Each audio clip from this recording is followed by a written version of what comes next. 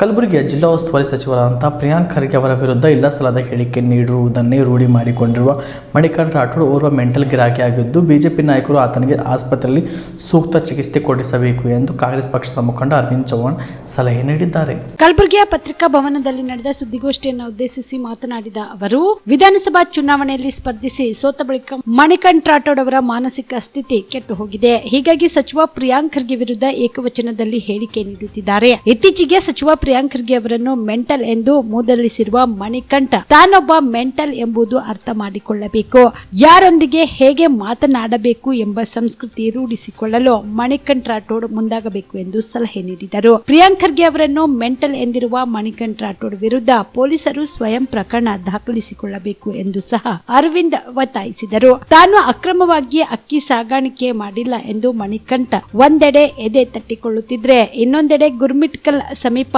ಮಣಿಕಂಠ ಮಾಲೀಕತ್ವದ ಗೋದಾಮಿನಲ್ಲಿ ಪೊಲೀಸರು ತಪಾಸಣೆ ನಡೆಸಿದಾಗ 15 ದಿನಗಳ ಅಂತರದಲ್ಲಿ ಅಕ್ರಮವಾಗಿ 750 ಹಾಗೂ 550 ಕ್ವಿಂಟಾಲ್ ಅಕ್ರಮ ಅಕ್ಕಿ ದಾಸ್ತಾನು ಹೇಗೆ ಪತ್ತೆ ಆಯಿತು ಎಂದು ಅರವಿಂದ್ ಚೌಹಾಣ್ ಪ್ರಶ್ನಿಸಿದರು. ಒಂದು ಬಿಜೆಪಿಯ ಅಧಿಕೃತ ಅಭ್ಯರ್ಥಿಯಾಗಿರುವ ಚಿತ್ತಾಪುರ್ನ ಬಿಜೆಪಿಯ ಮುಖಂಡರಾಗಿ ಮಣಿಕಂಠ ರಾಠೋಡ್ ಅವರು ಏನಪ್ಪ ಅಂದ್ರೆ ಒಂಥರ ಮಾನಸಿಕ ಅಸ್ವಸ್ಥರಾಗಿ ಏನಪ್ಪ ಅಂದ್ರೆ ಮಾತಾಡ್ತಾ ಇದ್ದಾರೆ. ಅವ್ರಿಗೆ ಹೆಂಗಾಗಿದೆಪ್ಪ ಅಂದ್ರೆ ಒಂದು ಮಾನಸಿಕ ರೋಗ ಹರಡಿದೆ ಹಂಗೆ ಕಾಣ್ತಾ ಇದೆ. ಯಾಕಂದ್ರೆ ಒಂದು ರಾಜಕೀಯ ಗಂಧಗಾಳಿ, ರಾಜಕೀಯ ಒಂದು ಪ್ರಜ್ಞಾನ ಇರಲಾರ್ದೆ ಸಚಿವ ಪ್ರಿಯಾಂಕ ಖರ್ಗೆ ಸಾಹೇಬ್ರಿಗೆ ಏನಪ್ಪ ಅಂದ್ರೆ ಒಂದು ಅಸಂವಿಧಾನಕ ಪದೇ ಬಳಸಿ ಅವಾಚ್ಯ ಶಬ್ದಗಳಿಂದ ಏನಪ್ಪ ಅಂದ್ರೆ ಅವರು ಮಾತಾಡ್ತಾ ಇದ್ದಾರೆ. ಅದಕ್ಕೆ ನಾವೇನಪ್ಪ ಅಂದ್ರೆ ಖಂಡನೀಯ ಮಾಡ್ತೀವಿ. ಯಾಕಂದ್ರೆ ರಾಜಕೀಯದಲ್ಲಿ ಆರೋಪ ಪ್ರತ್ಯಾರೋಪ ಮಾಡೋದು ಸಹಜ.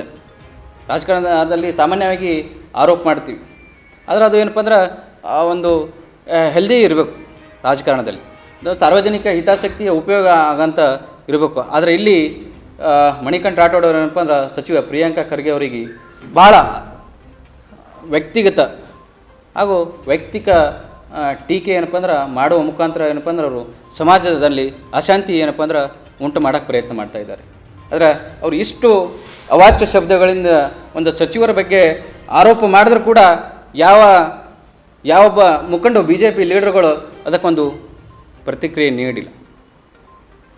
ಅದಕ್ಕೆ ನಾ ಬಿ ಜೆ ಪಿದವ್ರಿಗೆ ಹೇಳೋಕೆ ಇಷ್ಟಪಡ್ತೀನಿ, ನೀವು ಭಾಳ ಹೇಳ್ತಿದ್ರಲ್ಲ, ನಮ್ಮ ಬಿ ಜೆ ಪಿದವರು ಭಾಳ ತತ್ವ ಸಿದ್ಧಾಂತ ಬಗ್ಗೆ ಮಾತಾಡ್ತಾರೆ, ಭಾಳ ಶಿಸ್ತಿನ ಪಕ್ಷ ಅಂತ ಹೇಳ್ತಾರೆ.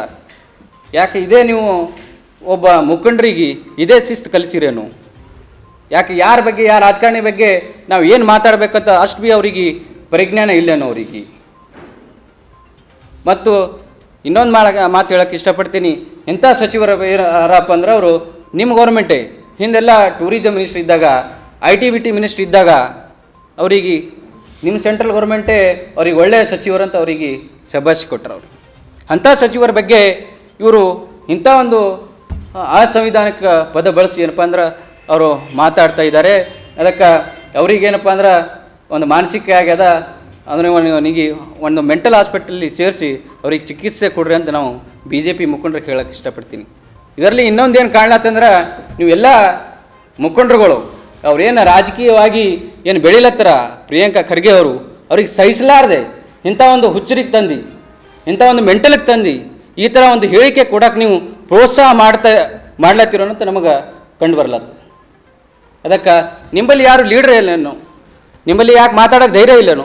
ಯಾಕಂದ್ರೆ ನಮ್ಮ ಸಚಿವರು ಮಾಡಿರಿ, ಆರೋಪ ಮಾಡಿರಿ, ಏನು ಆರೋಪ ಮಾಡ್ತೀರಿ ಮಾಡಿರಿ, ಅವ್ರಿಗೆ ಉತ್ತರ ಕೊಡೋಂಥ ಶಕ್ತಿ ನಮ್ಮ ಸಚಿವರ ಬಳಿ ಅದ. ಅಭಿವೃದ್ಧಿ ಬಗ್ಗೆ ಮಾತಾಡ್ರಿ, ಯಾರ ಬಗ್ಗೆ ಏನು ಮಾತಾಡ್ತೀರೋ ಅಂತ ಸರ್ಕಾರದ ಬಗ್ಗೆ ಮಾತಾಡ್ರಿ, ಅದಕ್ಕೆ ಉತ್ತರ ಕೊಡೋಂಥ ಶಕ್ತಿ ನಮ್ಮ ಸಚಿವರ ಬಗ್ಗೆ ಅದ.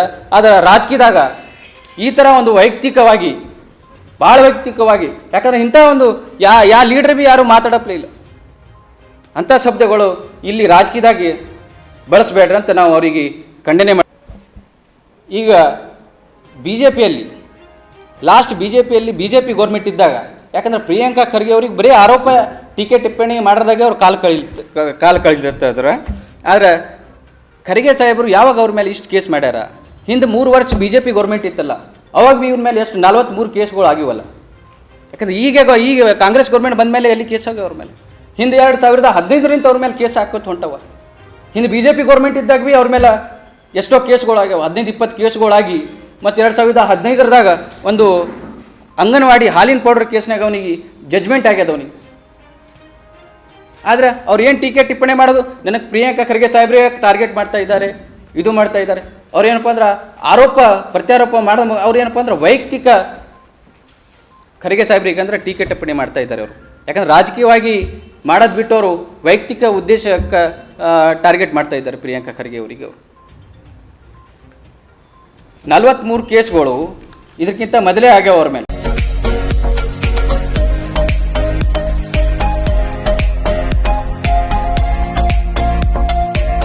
PUC ಆದ್ಮೇಲೆ ಏನ್ ಮಾಡೋದು, ಯಾವ ಕೋರ್ಸ್ ಮಾಡಿದ್ರೆ ಉತ್ತಮ? ನಮ್ಮದು ಪದವಿ ಮುಗಿದಿದೆ, ಆದ್ರೆ ಒಳ್ಳೆ ಸಂಬಳದ ಕೆಲಸ ಸಿಕ್ತಿಲ್ಲ. ಉತ್ತಮ ಕೆಲಸ ಸಿಕ್ಕರೂ ಯೋಗ್ಯ ಸಂಬಳ ಇಲ್ಲ. ಕೆಲವೆಡೆ ಯೋಗ್ಯ ಸಂಬಳ ಸಿಕ್ಕರೂ ಮಾಡುವ ಕೆಲಸದಲ್ಲಿ ತೃಪ್ತಿ ಇಲ್ಲ. ಇದಕ್ಕೆ ಏನ್ ಮಾಡೋದು? ಈ ಎಲ್ಲ ಪ್ರಶ್ನೆಗಳಿಗೆ ಉತ್ತರ ಆಪ್ಟೆಕ್ ಏವಿಯೇಷನ್ ಇನ್ಸ್ಟಿಟ್ಯೂಟ್. ನಿಮ್ಮ PUC ಅಥವಾ ಡಿಗ್ರಿ ಆದ್ಮೇಲೆ ಗಗನಸಖಿ ಅಥವಾ ಏರ್ ಟ್ರಾವೆಲ್ ಕ್ರೂಸ್ ತರಬೇತಿ ನೀಡಲಾಗುತ್ತೆ.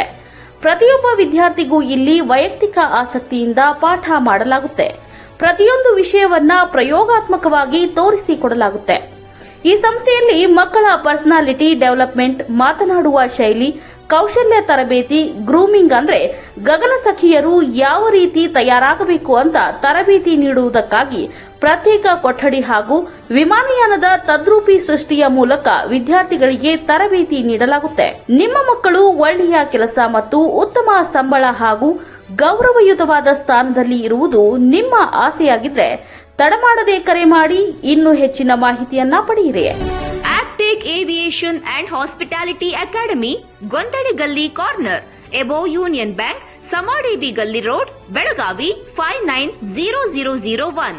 Mobile number 7619303873, 973-132-1173 and 0831-421-3873.